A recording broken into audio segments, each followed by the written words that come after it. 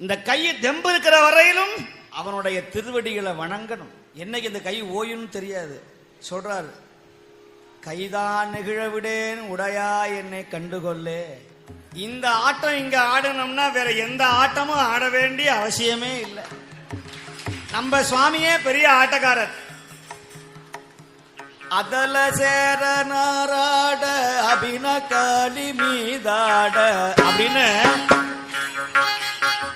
சுவாமி ஆறார், காளியும் ஆறார், பிள்ளையார் முதற்கொண்டு ஆறார், நர்த்தன பிள்ளையார், முருகனும் ஆறார்.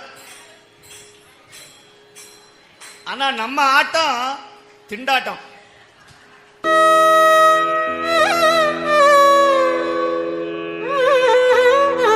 மணிவாசக பெருமான் சிவபெருமானை பார்த்து மகிழ்ச்சியோடு பாடிய பதிகம் அன்னை பத்து.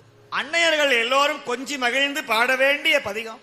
வேத மொழியர் வெண்ணீற்றர் செம்மேனியர் நாத பறையினர் அன்னையன். வேத மொழியர் வெண்ணீற்றர் செம்மேனியர்